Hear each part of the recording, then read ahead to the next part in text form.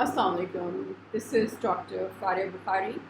Um, a lot of people are asking why the Pakistanis are so upset on Trump's statement and the newest Afghanistan policy. And in order to answer them, I decided to do this video. If you do not know what's going on in Kashmir, I will give you a short synopsis of what Kashmir has been going through. You see, Kashmir has been divided into two different territories. There's one called the Azad Kashmir. Azad means free, or the land that has been liberated. That is part of Pakistan. And then there is the Indian occupied or the Indian controlled Kashmir, where we're seeing a lot of struggle and freedom fighting happening. And this conflict has been going on since the time of partition, when Pakistan was carved out of the India and the British left the subcontinent. And this conflict has been festering since then. And a lot of human rights violations have been committed by the Indian Army since then. And a lot has been written up against Indian Army's aggression and against the draconian laws that give them the immunity to commit such war crimes. I can quote Amnesty International, I can quote Human Rights Watch, I can quote United Nations, Geneva Conventions have been violated. And this is the Indian-controlled or Indian occupied Kashmir that has seen so much of violence against Kashmiri civilians, enforced disappearances, extrajudicial killings, that it is still a burning state. It is the most heavy militarized part and prison of the world, where for every Kashmiri for every fifth Kashmiri, we have one soldier stationed to control all his moves. There's so much of psychological trauma to Kashmiris. They've been growing in a state of siege for the last 70 years like this. And so much has been written up, so much has been commented on the Indian aggression and the human rights violations, but no humanitarian agency has been able to control this aggression or even do something about it. Diplomacy has failed. The Indian-Pakistani relationships are in the dumps. There was a point when in the 70s, the Bhutto government came. They signed a Shimla Accord at that time, where they had a water treaty and also had a treaty in terms of Kashmir, where they almost nearly agreed upon a possible solution that was non-violent. However, that non-violent diplomatic solution never materialized. What actually materialized was an ongoing conflict that has been going on primarily because the Indian Kashmiri pundits refuse to give in to the free will of the Kashmiris. This issue has now become so religious that it is impossible to solve it with just diplomacy, especially when we have the government of Modi, who's a known fascist, who did not even bother about the 2,000 Gujarat Muslims who were lynched by the Hindu extremists when he was the minister of Gujarat. So it is next to impossible for both the countries of India and Pakistan to settle upon a diplomatic solution on the conflict of Kashmir, primarily because of the stubbornness of the Kashmiri pundits, primarily because of the RSS-driven Hindu fascism that does not want to let go of Kashmir or have Kashmiris decide which country they want to accede to. So now that Trump decides to give the control of Afghanistan to India, why is it so important for Pakistan to retaliate, to protest, to oppose this move? There are many reasons, many reasons for Pakistanis to protest against Trump's statements and his newest Afghan policy, which again is not new. This issue has been going on for a while. Like I said in my previous statement, that Council of Foreign Relations and the occult and the covert government of United States is the one that controls, the secret government of United States is the one that controls the foreign policy. And that government is heavily funded, fueled, and dependent on the Israeli lobbyists who are right now very much advocating for an Indian narrative compared to a Pakistani narrative in the Kashmir conflict and now even in Afghanistan. So what will happen? Okay, let's say that for instance, let's just say that Pakistanis agree to Trump giving Afghanistan control to India. What will happen? 80% of Afghans are against Ghani. They're revolting. Afghanistan is in a state of civil crisis. 80% of Afghan civilians do not like the current puppet government of Afghanistan. The Afghan forces that have been formulated by the US-driven campaign are primarily composing of Afghans who are mostly dependent upon drugs, who cannot fight, and these forces have a very high turnover. And most of the US weapons have been landing into the hands of Al-Qaeda and Daesh. Because what these addicted Afghan soldiers would do is that they would sell these weapons just to get some bucks. Because they know they're getting weapons from the US, like M&Ms. So now that India is brought in as a new actor, although it has not been a new actor, to do main control of Afghanistan, we are going to see significant escalation of violence, significant escalation of human rights violations, significant escalation of the entire conflict going on between the 80% of Afghans and the 20% of Afghans who are currently residing in the capital, Kabul, who are currently trying to govern the 80% of civilians under the puppet rule of US.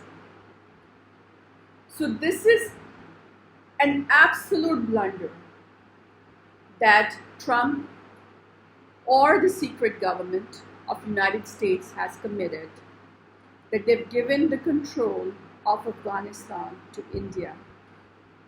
Because India is currently being run by a Hindu fascist regime, and Afghans who have been fighting against communism in the past will never be subservient to an extremist Hindu fascist government. So you have that issue. You have a very high risk of Afghans, the 80% Afghans who are already revolting against the puppet government of Ghani, revolting even further against the idol worshippers. These are the Afghans who fought against the USSR based upon their faith as mujahideens. You just have to recall the history. You have to understand the environment, the culture of the country we're talking about over here. These Afghans that make up 80% of Afghanistan will never allow Afghanistan to be controlled by a government that is oppressing Kashmiris on the eastern border of Pakistan and also oppressing their own Muslim civilians in India through the Cow Vigilante group, and now wants to rule over Afghanistan via and through the United States. So this is a recipe for disaster. Even if Pakistan exits Afghanistan completely, we totally get out of Afghanistan. We close our border, we say, okay, goodbye, we're done here. You can do whatever you want to. We tell US, we tell India, we tell Afghans, whatever you want to do, go ahead, do it. This is a recipe for disaster. You expect Afghans who revolted against the Soviets' attempt to occupy them to actually give in to Indian control of their country? Really? I mean, seriously, whoever came up with this brilliant idea needs to go back to school. This is the stupidest notion I've come across ever in United States foreign policy. What they've created right now is, unfortunately, a recipe for disaster. The escalation of violence, escalation of human rights, and the problem is that the Indian forces, once they are stationed as Afghan forces, once they are standing there, we are looking at a macro siege of entire Afghanistan, very similar to what's going on in Kashmir. So when you say that, why is Pakistan overreacting to this? Our reasons are not just about our own interests. Our reasons are very much humanitarian. Why do we care about Kashmiris? Because they are our brothers, they are Muslim brothers. This is a humanitarian issue. So even if we get out of Afghanistan, we have that humanitarian link with Afghanistan, with our Afghan brothers, that will never let us give up our position in Afghanistan. We will always be there till the last moment to express the concerns, to advocate for their self-determination right. No matter what happens, no matter who comes, who says, it will be our humanitarian, brotherly, fraternal link with the Afghans that will never let us relinquish our relationship with Afghanistan. Because what we are seeing is what we have gone through in the last 70 years in Kashmir, that is controlled by India. A conflict. So if we kept quiet, we are looking at a Kashmir-like situation right in the center of Afghanistan, where we don't have just Daesh, we don't have just Al-Qaeda, we also have now an entire militarized prison of Indian army against the Afghan civilians who are trying to revolt because it is their country. They want to take care of the country themselves. They do not want any foreign actors. All Pakistan is trying to do is to allow Afghans to have that basic right to be able to control their own country. And we are being labeled as terrorists for that. We are being labeled as having safe havens of terrorists in our country, when the reality is that most of the funding of the terrorists in Afghanistan comes from RAW and from Mossad. The Indo-Israeli nexus wants destabilization of Afghanistan because they want to continue to justify the controlling behavior and attitude of United States secret government in Afghanistan. They want to convince to the American people that we can't leave Afghanistan. We have to continue to send troops, because if we leave Afghanistan, it will be a melting pot of terrorism, and it could destroy the United States. It could result into another 9/11. 9/11 is a totally different debate. I mentioned some of it in my last speech, and you can review that. But coming back to the point as to why Pakistan decided to react to Trump's statement on Afghanistan like this is primarily because what we can see, nobody else can see. We have gone through 70 years of Kashmir conflict. We have felt the pain of our brothers and sisters in Kashmir who have perished to the war crimes of Indian aggression, Indian army, draconian laws of the Indian government, giving immunity to all kinds of human rights violations, Geneva Convention violations.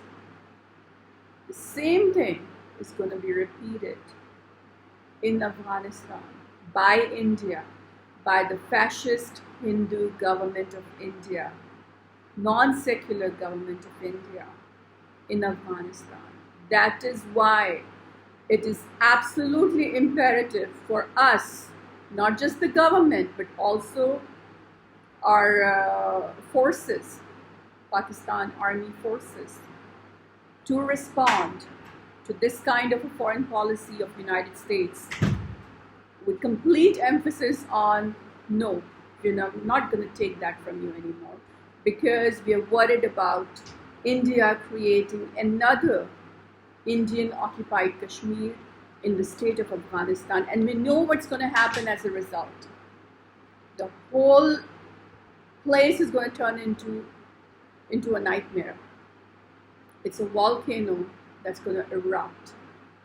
It's going to be a nightmare because Afghans will never take the rule of a foreign government. They have been retaliating against the puppet government of the United States. If you look back, you just have to Google, and I can add some links also. Just Google about Ghani's election in Afghanistan and the scandals associated with it. There was so much of rigging of the elections of Ghani. He was set up, he was stationed as a puppet leader in Afghanistan by United States. So that Afghans, 80% of the Afghans, they know about that. They don't want any puppet of any foreign government to control them. That is why you see a civil crisis still in the state of Afghanistan. And if United States tries to import Indian influence and Indian hierarchy to control the government and the functioning of the state of Afghanistan, things are really going to get worse. If it's a mess right now, it is going to be a total, complete catastrophe. And not just that, we have a right to defend the human rights of our brothers. Afghans are Pakistanis' brothers. And it is primarily 100% on the basis of humanity, on the basis of our fraternal links with Afghans, that we cannot allow a fascist Hindu regime to control their state. We don't want to control Afghanistan. We absolutely, today, if India, US, all foreign nations exit Afghanistan, our job is done. We just want Afghans to be able to control their country themselves. We don't want any puppet government in Afghanistan. We want Afghanistan to be able to retain its sovereignty like we are trying to. That is our only purpose. And why we have responded like this to Trump's statement is primarily because what we are seeing, nobody else can see, because we have gone through it for 70 years in the Kashmir conflict, which nobody else has gone through. But we have. And we are going to see the same thing happen, even worse things happen in Afghanistan. You know why? Because Afghans will use self-defense, unlike Kashmiris who have not been given the right of self-defense against Indian Army's aggression. Afghans are not like that. You have to know the country, you have to know the culture, you have to know the people to be able to make decisions like this. My sincerest advice to the American government, who really want to do good for the United States and for the rest of the world. I've lived in US for a long time. I love American people, great people, but terrible government. My sincerest advice is, if you wish to have any kind of relationship, any positive, productive, fruitful relationship with the state of Afghanistan in the future, 10 years from now, 20 years from now, stop trying to control it. Stop trying to be a control freak, because it is your control freakiness. Unfortunately, I'm sorry I'm so blunt, but I just have to be, because I'm just seeing a big mess being created right in front of my eyes. And the only thing I can do right now is try to prevent it. So I have to tell you what it is. Your problem is you try to control nations. You cannot do that. But you can have good diplomatic relationships with nations, with sovereign nations that can promote trade, that can promote partnerships, that can promote faith amongst each other, that can promote interests that favor both the nations. If you try to control a nation, a sovereign nation, you will only create a mess. And that is what US has done all these years, unfortunately.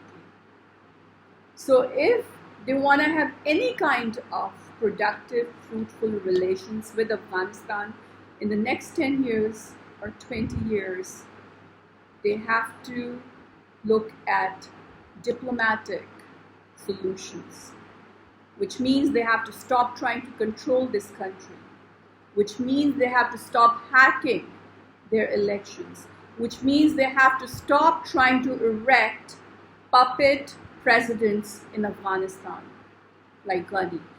Because the problem is that when you create a puppet government after you invade it, the people will never accept your puppet.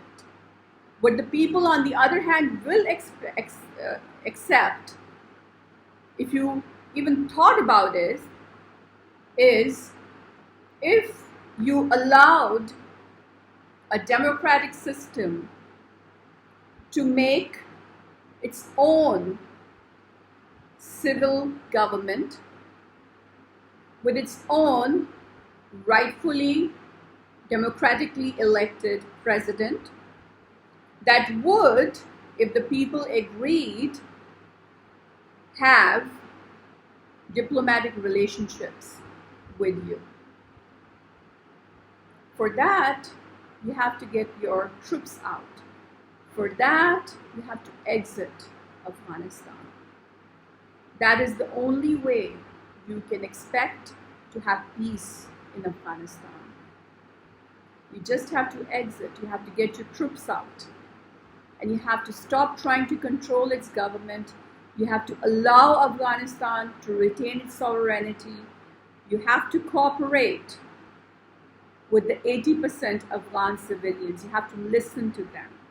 You have to give them a say in what they want to be done in their country. It is their country, it is not your country. And you have to stop importing bullies or gangsters to try to control an already messed up situation, because this is what you're trying to do. What you have done is basically you've hired mercenaries in the form of Indian government, that's a totally fascist government, to come and try to control these Afghan rebellions who do not obey to your puppet, Ghani, and your control. It's only going to make a mess. You will never be able to have control of Afghans. 5 years from now, 10 years from now, 25 years from now, whether Pakistan is in Afghanistan or not in Afghanistan, you will continue to make a mess of a situation. And the only way you can avoid it is by letting the people of Afghanistan control their country and stop being a control freak. And we will continue to express our concerns because it is an absolute humanitarian issue. We cannot allow a bully government like India to take control of a country whose people are so dear to us. Thank you.